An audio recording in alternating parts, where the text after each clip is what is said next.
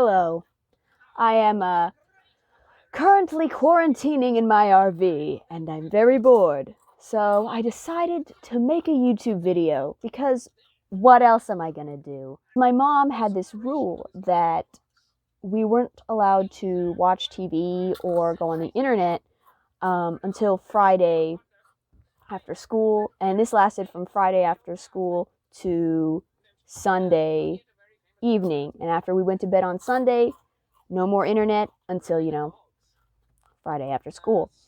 So the way my sister and I would circumvent this rule is by borrowing movies and TV shows from the library because they had a due date. So, we had to, we had to watch them during the week. It's just in order to be responsible library card holders. Because of this, I've seen quite a few strange TV shows and movies. Some taught me love. One taught me patience. And others taught me pain. Now I'm a 19-year-old virgin. Arguably my favorite of these strange memories that I have is Shelly Duvall's Faerie Tale Theatre, which was a TV series that ran from 1982 to 1987 and was a series of adaptations of classic fairy tales. Now, each episode was different because it tackled a different fairy tale. It also featured an all-new cast. Many of the actors were actually popular celebrities at the time. For example, Robin Williams was in the Frog Prince episode. Each episode opened with a little kind of introduction by Shelly Duvall. Hello, I'm Shelly Duvall. Welcome to Faerie Tale Theatre. And occasionally she would also star in the episodes. Rapunzel is a good example. My favorite episodes of Faerie Tale Theatre are The Princess and the Pea. She's a moron. That's a distinct possibility. Cinderella. One thing's for certain. She has incredibly tiny feet. And The Dancing Princesses. The soldier made himself at ease in the glittering company, sampling the delicacies.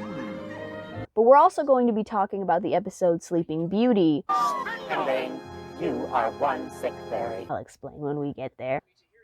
The Princess and the Pea. This is probably my favorite episode of the entire series, and that's mainly because aside from being really fun, it also is a good example of what solid script structure looks like. But basically there's this rule in screenwriting where if you're setting up a joke,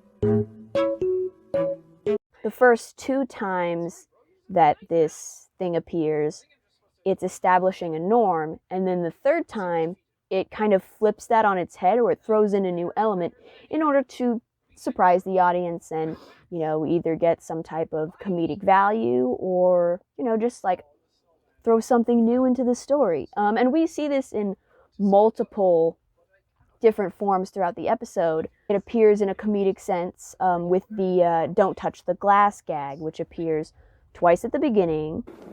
Don't touch the glass. Oh, many years ago. Hey, don't touch the glass. You want to hear the story? Don't touch the glass. And then once at the very end of the episode. Don't touch the glass! Okay. There's another sequence, the Tour of the Grounds sequence, which is basically when Prince Richard takes these different princesses on tours of the castle. And the first 2 are young women that his mother picks out for him. And there's clearly this disconnect between him and them. They don't have any chemistry at all. I like to watch birds. Ah, I perceive common ground. Do you like to catalogue the various species, map the migration routes, etc.? Oh, I don't know about that. I just like to watch them eat. Frankly, my dear, I don't think I like you very much. Frankly, my dear, I don't care. I don't have to impress you. Your mother is the one who counts, and in case you haven't noticed, she's crazy about me. You are simply a rung on my ladder to success, an object to be stepped on.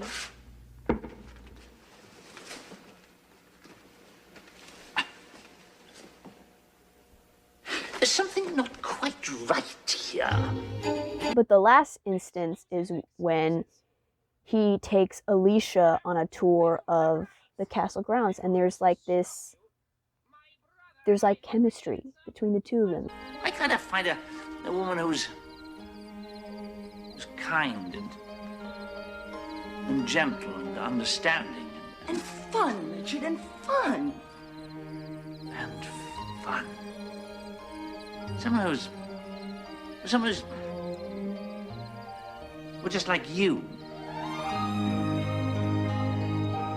Clearly, they have a real connection that he didn't have with the girls that his mom picked for him.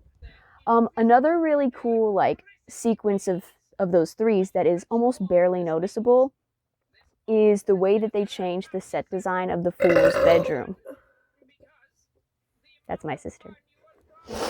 But the way that they changed the set design is really cool, because the first two times we see the fool's bedroom, it's pretty much like a mess. And so the serf says to the peasant, if I'd have known that, I wouldn't have plowed so deep.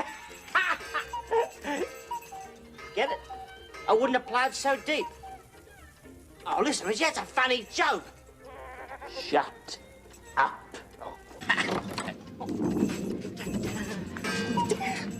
This is a fool. Fool, I don't have time to explain. I want you to let this lady sleep in your room.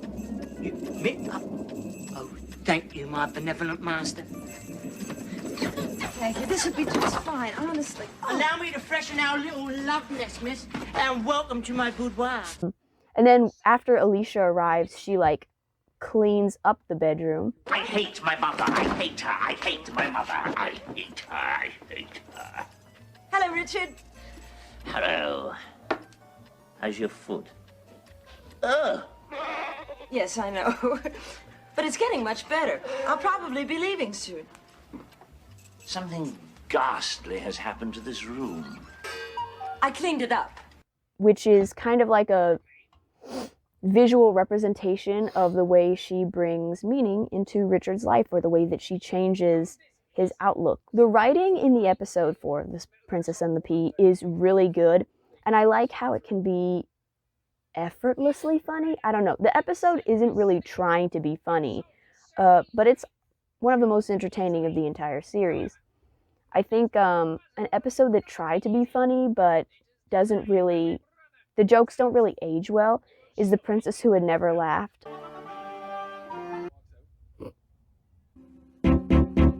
And the princess also lived in the palace with a governess. And this governess, I mean, she was from the Sourpuss Hall of Fame. I mean, she was always saying things like, "Lift that pinky, keep that nose in the air." Right? I guess it was her job to make sure that the princess's pinky and nose were always in the right place and not together, if you know what I mean.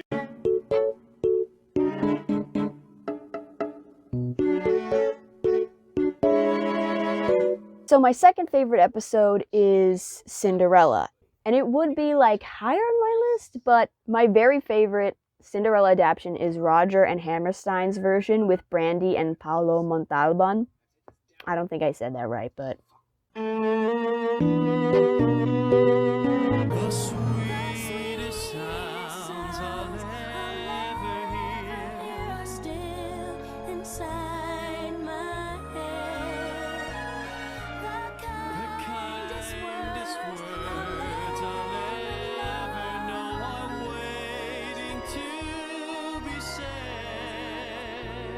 I fell in love with love one night when the moon was full.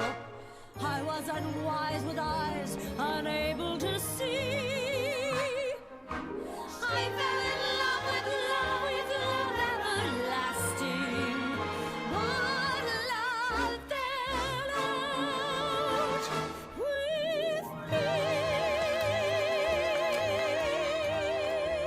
For the world is full of zanies and fools who don't believe in sensible rules and won't believe what sensible people say. And because these daft and do-it-I-don'ts keep building up impossible hopes, impossible things are happening every day.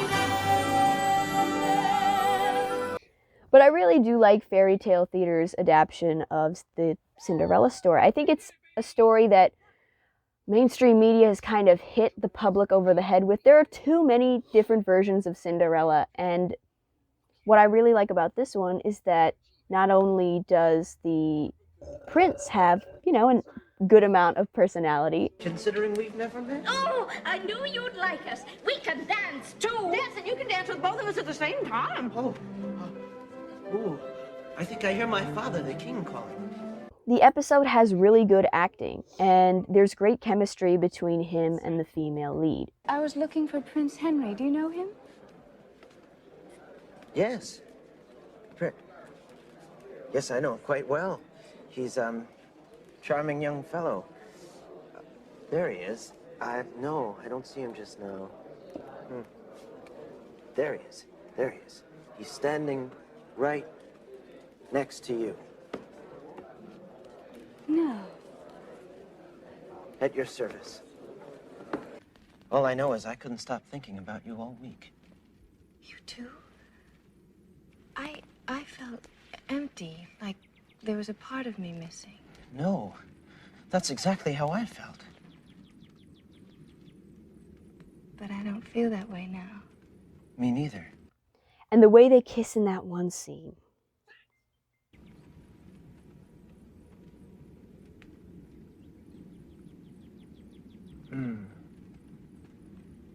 One more time. So sad. Live dangerously. I'm so single. Of course, I can't mention this episode without mentioning the dresses, which are so pretty.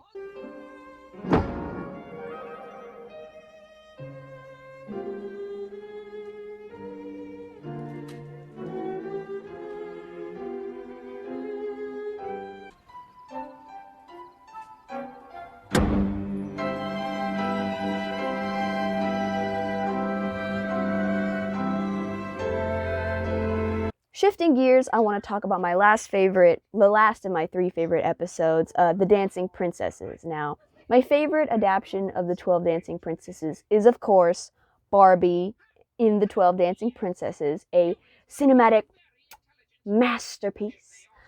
It's definitely one of my favorite films in the Barbie cinematic universe. I do enjoy the change from 12 princesses to 6. I think it gives us, you know, it helps us kind of like not get distracted with trying to keep up with all these different characters. And, you know, we get to see a little bit more into the personalities of these dancing princesses. The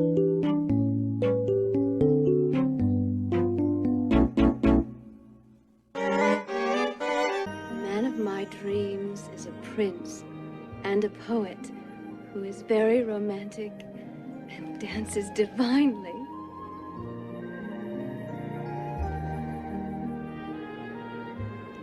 The man of my dreams is a prince among men. The man of my dreams is caring, has a good sense of humor, and looks like this. I want you to rock me, or this. rock me, yeah. I want you to Or maybe this. rock me, yeah. What? Get out?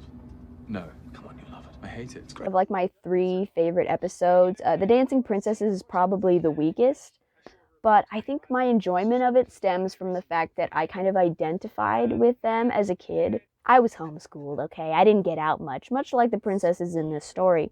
So I loved the idea of being able to like sneak off and dance with princes of my dreams and things like that. And yeah, I was a sheltered child, okay? But I really do like the love story between Janetta and the soldier, especially how like at the end of it, the king says that like, oh, you know, because he loves her, then that's the end all be all she has to marry him. Whereas the soldier, he values Janetta's opinion of him, and he wants to make sure that she actually does want to marry him. Well, let's settle it. Not quite, sire. You see, it has to be Janetta's decision.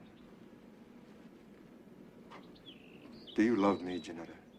And I think that's pretty sweet. and pretty cool. From the Dancing Princesses, which is a moral all about valuing your partner's personal choice, we're going to be talking about an episode that says consent, more like coercion. And that's Sleeping Beauty. This episode would probably be in my top 3. You know, it has all the makings of a really good episode. It has Queen Bernadette Peters in it. Won't someone hear my plea and take a chance with me? It's pretty funny. She's generous, she's kind, she's brave, she's out like a wet candle. You know something, Henbane? For a good fairy, you're really not very nice. Takes all kinds. But the writers, in their attempt to pad the runtime, added this very strange subplot about the prince and his squire going to a strange castle and meeting a princess. A radiant vision of beauty. The very embodiment of goodness and charity. And so my search for love began. Well, the last one I don't think was so bad. No, Tuck. The wench had not a whit of human charity. Charity isn't everything, my lord. I mean, the subplot seems normal. It just takes this turn into something so... I am certain you can interest him in other pursuits. unnecessary. And it just keeps getting worse. Hands are so rough. Oh, yes, of course. I'm so sorry, madam, and you're such a delicate, charitable creature. Use your mouth. What? I can almost see those poor, starving peasants, those poor, frail bodies, your mouth, crying out for sustenance. The poor, wide-eyed children. That's it. Wasn't like this episode, wasn't this show made for kids? I swear this show was made for kids. But like, they put so many sexual innuendos and sex jokes in this one episode that I wonder, like, was it made for, like, I don't know. I thought this was for kids. Struggle went on within my breast, you can imagine. That wasn't exactly the one I was imagining. Why did they make these decisions? I really don't understand. Imagine being a child and seeing that. I was a child when I saw this, and I was raised by parents who were very well-intentioned but pretty ignorant to the dangers of the internet. So I was given like free reign of the internet at around 9 or 10. You know, being a conservative, like, Christian growing up and also a homeschooler, what could possibly go wrong? Pretty much nothing. Literally nothing. I was the most boring child ever. All I did was watch The Saddle Club and I Love Lucy, and the closest to, like, explicit content I ever got was this episode of Faerie Tale Theatre. I was terrified. Go ahead and laugh, okay? I was terrified that my parents would find out about this episode. I was already concerned because God knew what had happened. I was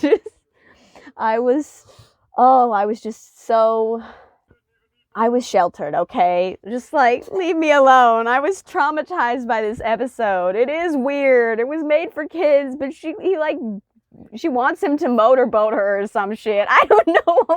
I don't understand why they made this episode this way. Because of that trauma, I cannot include Sleeping Beauty in my top 3. I'd say it's top 4 or top 5, because my 4th favorite episode is The Boy Who Left Home to Find Out About the Shivers, specifically because it is the fairy tale adaptation of that one meme about being a morosexual. I'm proud to identify as a morosexual. I'm attracted to dumbasses and dumbasses exclusively. A guy asked me how to get the shivers once. Now I dream of kissing him under the moonlight. This same idiot. What kind of animal is Pink Panther? Me, already taking my clothes off. Martin, you're so fucking stupid. What the fuck are you? What is that? So, that was a lot of information to take in, but I hope that if you take anything from this video, it's that, you know what? give Faerie Tale Theatre a try. It's a little weird, a little dated, but it's still pretty fun. You know, I enjoy a lot of these episodes, not just because of the nostalgia, but because of the production itself. I think you can tell that Shelly Duvall really cared about these episodes and wanted them to be good. And then the actors who are featuring in the episodes seem to have a lot of fun with the roles that they were playing, and it's just a good time. I enjoy the show, and I think that's because the people who worked on it enjoyed it. Overall, I really like the concept of having a different cast for every episode, and there were also different writers and directors on a lot of the different episodes, so you can really tell that the episodes are very different from each other, not just because of the cast, but because of, you know, the production itself, or the way things are shot, the way things are written. And that's why, you know, some episodes are better than others, and some episodes are like really fucking weird, and but I think that's the charm of Faerie Tale Theatre. And so, you know, thank you for suffering through all of this. You know, if you have seen the show, good for you. Talk, like, what were your favorite episodes and why? Were you also traumatized by Sleeping Beauty, or am I just a really sheltered, conservative, Christian, homeschooled child? It's probably the latter, but you know. And if you've never seen it, you should give it a try. Anyway, thank you for suffering through my endless ramblings, and see you whenever I see you next. Well, she succumbed immediately to his green thumb.